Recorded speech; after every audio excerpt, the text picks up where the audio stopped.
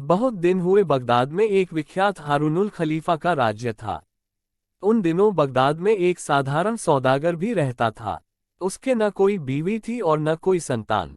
वह ज्यों त्यों करके अपने दिन बिता रहा था। एक रात जब वह अपने मकान में सोया हुआ था तो उसने एक स्वप्न देखा। उसने देखा कि एक वृद्ध व्यक्ति आकर उसकी चारपाई के पास खड़ा हो गया है। उस वृद्ध ने उसको फटकार सुनाते हुए कहा, अरे मूर्ख, तू मक्का हज के लिए क्यों नहीं जाता? उस दिन अली ख्वाजा ने उसकी ओर बिल्कुल ध्यान न दिया, परंतु वही स्वप्न वह प्रति रात लगातार कई दिनों तक देखता रहा। तो उसे भय लगने लगा कि इस वृद्ध की आज्ञा का पालन न करूं तो हो सकता है कि किसी प्रकार का दैख मुझ पर आ जाए। यह सोच उसने जल्दी से जल्दी समय निकालकर हज यात्रा को जाने का निश्चय कर लिया। मन में ऐसा निश्चय करके उसने पहले तो अपनी दुकान का माल बेच डाला, बाद में अन्य सामान और अंत में दुकान के भी दाम वसूल कर लिए।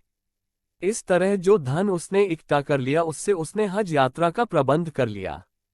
इतना करने पर भी उसके पास कुछ सोने की मुहरें बच रहीं। अब उसे यह चिंता लगी कि इनका क्या किया जाए। वह इनको सुरक्षित करने के उपाय पर सोच विचार करने लगा तो उसे एक ख्याल आया। उसने इन मुहरों को एक मर्तबान में डाल दिया और ऊपर से ताज़ा जैतून भर दिया। मर्तबान का मुंह ठीक तरह से ढक कर उसने मर्तबान उठाया और अपने एक सौदागर मित्र के पास ले गया। उसने उससे कहा, भाई, आप जानते हैं कि मैं हज करने को जा रहा हूँ। मेरे पास जैतूनों का यह मर्तबान बचा हुआ है।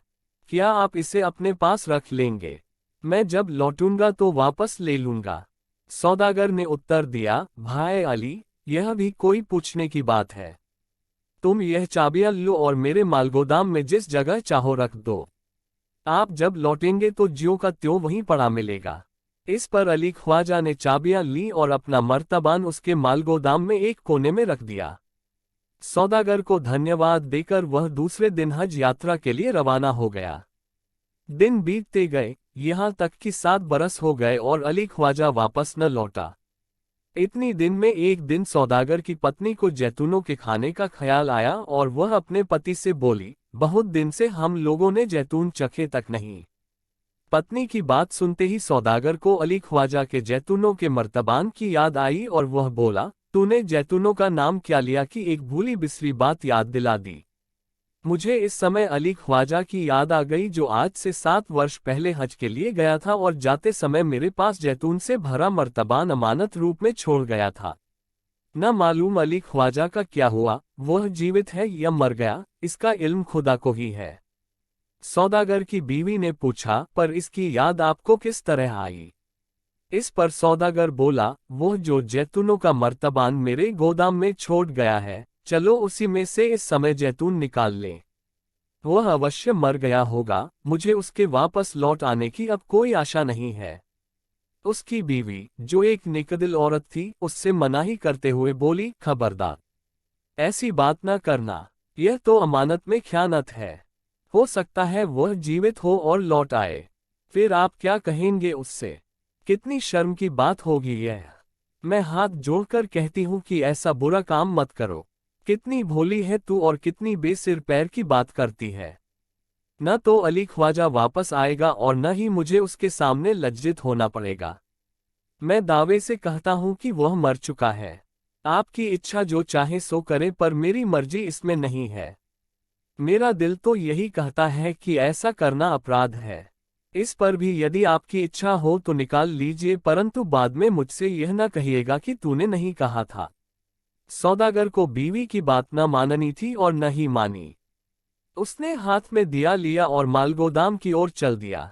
वहां पहुंचकर उसने मर्तबान को एक कोने में पड़ा पाया। उस पर गर्द और मिट्टी की तह जमी हुई थी। उसने उसको झाड़कर साफ किया और ऊपर का ढक्कन खोला। ढक्कन खोलने से उसके बीच में से सड़े हुए जैतूनों की सड़ांध आई और उसका दिमाग चाटने लगी। इस पर उसने मर्तबान को उठाया और पास ही एक मेज पर ले आया। उसने यह देखने के लिए कि अच्छे अच्छे जैतून कौन कौन से होंगे, मर्तबान को मेज पर उल्टा। उल्टने के साथ ही उसमें से एक मुहर नीचे गिर पड़ी। सौदागर ने कहा, अरे यह क्या, यह मुहर कैसी? कहकर उसने जल्दी से मर्तबान में हाथ डाला तो देखा कि उसमें जैतूनों के नीचे मुहरें भरी पड़ी हैं। मुहरे देखते ही उसके मन में लोभ हुआ और नीयत बदल गई। उसने यह तय कर लिया कि जो भी हो यह बात बीवी से न कहूंगा। फिर वह बीवी के पास गया और बोला, तुम्हारा कहना ठीक है। जैतून तो गल सड़ गए हैं, एक भी काम का नहीं है। सो मैंने फिर से मर्तबान को वैसे ही बंद करके रख दिया है। अगर अली ख्वाजा लौटकर आया भी तो उसको पता न चलेगा कि यह खोला गया है। बीवी ने फिर कहा, मैं फिर भी यही कहूंगी कि आपने इसको खोलकर अच्छा नहीं किया। खाना खाकर सौदागर किसी बहाने से फिर मालगोदाम में गया। उसने मर्तबान में से सारी मुहरें निकालकर अपने संदूक में रख ली। दूसरे दिन उसने बाजार से नए ताज़ा जैतून लाकर उनको मर्तबान में भर दिया और उसी स्थान पर रखा जहां पर अली ख्वाजा ने रख दिया था। संयोग से दूसरे ही दिन अली ख्वाजा लौट आया और सीधा सौदागर के पास गया। उसे जीवित देख सौदागर तो चकित रह गया, परंतु अपनी हैरानी को छिपाते हुए उसने अली ख्वाजा का खूब स्वागत किया। कुछ समय तक कुशल समाचार पूछने के बाद अली ख्वाजा बोला, भैया क्या मेरा मर्तबान सुरक्षित है? अरे हाँ, बिल्कुल उसी तरह और उसी स्थान पर जहां तुम छोड़ गए थे। मुझे क्या पड़ी थी कि उसको देखता। यह लो चाबियां और निकाल कर ले जाओ। अली ख्वाजा ने चाबियां ली और मालगोदाम की ओर गया। उधर से मर्तबान निकाल कर लाया। उसने उधर 1 मिनट भी न खोया और सीधा अपने मकान पर गया। वहां जाकर उसने मर्तबान को खोला, परंतु उसमें एक भी मुहर न पा और ताजे जैतून भरे देख उसका हर्ष शोक में बदल गया। उसके होंठ सूख गए। वह पागल की तरह सौदागर के पास भागा भागा आया और वहां पहुंचकर बोला, मित्र, तुम मुझे इस प्रकार एकदम लौट आते देखकर अवश्य हैरान हो गए होगे, परंतु मैं यह कहने आया हूं कि मुझे अपने मर्तबान में रखी हुई 100 मुहरें नहीं मिल रही हैं। यह क्या बात है? मैंने इन्हें जैतूनों के नीचे छिपाकर रखा था। यदि आप किसी कारणवश निकालकर अपने काम में लाए हो तो कोई बात नहीं, जब आपकी इच्छा हो दे देना। हाँ, मुझे इस समय केवल रसीद लिख दें। सौदागर की नीयत बदल चुकी थी, इसलिए उसने इस बात का उत्तर पहले ही सोच रखा था। अतः जब अली ख्वाजा ने यह प्रश्न किया तो वह बोला, आप किन मुहरों की बात करते हैं? मेरी समझ में तो कुछ आया ही नहीं। क्या आपको अपना मर्तबान ज्यों का त्यों पड़ा हुआ नहीं मिला? मुझे क्या मालूम कि आपने इसमें क्या रखा था। आपने चाहे इसमें मुहरें रखी हो चाहे राख, जो कुछ भी रखा होगा वह उसी में होगा। मैंने तो उसे छुआ तक नहीं। सौदागर से यह उत्तर पाकर अली ख्वाजा की आंखों से टप टप करके आंसू बह चले। वह सिसकियां भरता हुआ बोला, खुदा के लिए मुझ गरीब पर रहम करो। मेरी जन्म भर की कमाई इतनी ही थी, मुझ पर तरस खाओ। खुदा का वास्ता देता हूं मुझे मेरा धन लौटा दो। अली ख्वाजा के इस प्रकार गिड़गिड़ाने का सौदागर के मन पर वही प्रभाव हुआ जो मरुस्थल पर वर्षा का। वह टस से मज न हुआ। यह देख अली ख्वाजा ने फिर कहा, अच्छा तो मैं काजी के पास अपना प्रार्थना पत्र दूंगा। वह वहां से निकलकर सीधा काजी की अदालत में गया। अपना हाल सुनाया, परंतु कोई गवाह न होने के कारण उसका मुकदमा खारिज हो गया। यद्यपि काजी की अदालत में वह हार गया, तथापि उसने हिम्मत न हारी और अपनी कहानी खलीफा तक पहुंचाने का निश्चय कर लिया।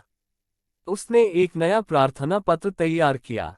उसे लेकर वह शहर के ऐसे स्थान पर खड़ा हो गया जहां से खलीफा का आना जरूरी था। खलीफा मस्जिद से नमाज पढ़कर लौटे तो अली ख्वाजा ने अपना प्रार्थना पत्र उनके रथ में फेंक दिया। खलीफा ने उसे उठाकर रख लिया। महल में पहुंचने पर उसको पढ़ा। एक बार पढ़कर उसको फुर्सत में फिर देखने के लिए रख दिया। खलीफा की आदत थी कि वह रात के समय वेश बदलकर शहर में इस बात का पता करने जाता था कि कोई किसी पर जुल्म तो नहीं करता। इस रात जब खलीफा अपने प्रधानमंत्री सहित गश्त पर निकले तो एक स्थान पर उन्हें कुछ शोर सा सुनाई दिया। वे दोनों उस स्थान के समीप पहुंचे तो एक दरवाजे की आड़ में छिपकर देखने लगे। उस स्थान पर कुछ बालक अपने खेल में लगे थे। इनका खेल देखने के लिए खलीफा वहीं रुक गए और गुप्त रूप से देखने लगे। चांदनी रात थी। वे सब बालक एक विशेष स्थान पर गए। वहां एक बालक ने कहा, मित्रों, अब काजी का खेल खेलें। मैं काजी बनता हूं और तुम लोग अली ख्वाजा और सौदागर को मेरे पास न्याय के लिए बुलाओ। खलीफा ने यह शब्द सुने तो उन्हें उस प्रार्थना पत्र की याद आई जो उन्हें दिन में प्राप्त हुआ था, अतः उन्होंने वजीर से तब तक वहीं ठहरने के लिए कहा जब तक ये बालक खेलना खत्म कर ले। इसके बाद उन बालकों ने इस नाटक के पात्र भी आपस में ही नियुक्त किए और उनकी अदालत शुरू हुई। काजी बना हुआ बालक गंभीर मुद्रा में पास ही एक बड़े से पत्थर को कुर्सी बनाकर बैठ गया। दो अफसरों ने बालक अली ख्वाजा और सौदागर को अदालत में हाजिर किया। इस पर बालक काजी ने जुबान खोली, सौदागर, तुम्हें इस अभियोग के उत्तर में अपना पक्ष पेश करने की आज्ञा दी जाती है। कहो, तुम्हें क्या कहना है? बालक सौदागर ने उत्तर दिया, सरकार, अली ख्वाजा का अभियोग झूठा है। मुझे मुहरों का पता तक नहीं है। यदि आपका हुक्म हो तो मैं कसम खाने को तैयार हूँ। काजी, नहीं, कसम खाने की आवश्यकता नहीं है। मैं पहले उस मर्तबान को देखना चाहता हूँ। अली ख्वाजा, क्या तुम उसे साथ लाए हो? नहीं हुजूर। तो लाकर अदालत में पेश करो। बालक अली ख्वाजा चला गया और कुछ ही समय में एक मर्तबान लाकर काजी के सामने रख दिया। अब काजी ने पूछा, क्या यह वही मर्तबान है? अली ख्वाजा और सौदागर ने देखकर कहा, हाँ हुजूर, यह वही मर्तबान है। तब काजी ने उसका ढक्कन उठाने की तथा एक जैतून लाकर दिखाने की आज्ञा दी। जैतून उनके सामने पेश किया गया। उन्होंने ऐसा अभिनय किया मानो जैतून चख रहे हों और कहा, यह तो बड़े स्वादिष्ट जैतून हैं, बिल्कुल ताज़ा, मानो आज ही पेड़ पर से उतारे गए हों। पर अली ख्वाजा, तुम तो कहते हो कि यह 7 साल पुराने हैं। अच्छा, तो यह है कि इसकी जांच के लिए किसी जैतून बेचने वाले को अदालत में बुलाया जाए ताकि वह इनकी परख करके बताए। इस पर एक जैतून बेचने वाले को हाजिर किया गया। काजी बने हुए लड़के ने उससे पूछा, सौदागर, जैतूनों की आम आयु क्या होती है? वे कितने समय तक ठीक रखे जा सकते हैं? ठीक ठीक और सोच समझकर दोनों बातें बताओ। सरकार, यह फल केवल 3 वर्ष तक ठीक रखा जा सकता है। इसके बाद यह खाने के काम का नहीं रहता। काजी, अच्छा, तो इस जैतून को चखो और बताओ कि यह कितने समय पुराने हैं। उसने मानो जैतून हाथ में लिया और चखा। फिर कहा, ये तो बिल्कुल ताज़े हैं। मालूम होता है कि इनको रखे अभी 3 महीने से अधिक नहीं हुए। काजी ने कहा, फिर सोचकर उत्तर दो, भूल न करना। ये दोनों कहते हैं कि यह 7 वर्ष पुराने हैं। इस पर अपराधी सौदागर ने कुछ कहना चाहा, परंतु काजी ने डांटते हुए कहा, जबान बंद करो। एक तो चोर और दूसरे चतुर। सिपाहियों, इसे ले जाओ और फांसी पर लटका दो। यह अपराधी है। उस बालक सौदागर को सिपाही ले गए और झूठ मूठ फांसी दी तो सब बालक खूब तालियां बजा बजाकर खुशियां मनाने लगे। खेल खत्म हो गया। खलीफा और वजीर भी वहां से चल दिए। उन्होंने वजीर से कहा, इस बालक का पता निकालो और कल दरबार में हाजिर करो। सौदागर और अली ख्वाजा को भी उस मर्तबान के साथ पेश करो। एक जैतून बेचने वाले को भी साथ ही हाजिर करो। दूसरे दिन इन सब को दरबार में पेश किया गया। खलीफा ने बालक को अपने पास एक अच्छा स्थान दिया और कहा, बालक, ये हैं अली ख्वाजा और सौदागर, इनका न्याय करो। बालक ने ठीक उसी तरह से न्याय किया जैसे उसने खेल में किया था। सौदागर समझ गया कि वह बच नहीं पाएगा। वह रोने पीटने लगा और दया के लिए प्रार्थना करने लगा। परंतु खलीफा ने डांट कर कहा, इसको ले जाकर फांसी पर लटका दो। सौदागर से पहले मुहरें वसूल की गईं और बाद में उसे फांसी दी गई। बालक की प्रशंसा हुई और खलीफा ने उसको उचित इनाम देकर घर लौटा दिया। इस तरह बालक ने खेल ही खेल में एक कठिन मुकदमा हल कर दिया। दोस्तों, ये कहानी आपको कैसी लगी? अगर ये कहानी आपको थोड़ी सी भी पसंद आई हो तो सब्सक्राइब और लाइक करना ना भूलें, क्योंकि आपका सब्सक्राइब और लाइक ही हमारा मार्गदर्शन होगा और हम आशा करते हैं कि आप लाइक करके हमारा मार्गदर्शन जरूर करेंगे ताकि हम आपकी पसंदानुसार कहानियों को आप तक पहुंचा सकूं। कृपया अपने बहुमूल्य सुझाव हमें अवश्य कमेंट करें। धन्यवाद।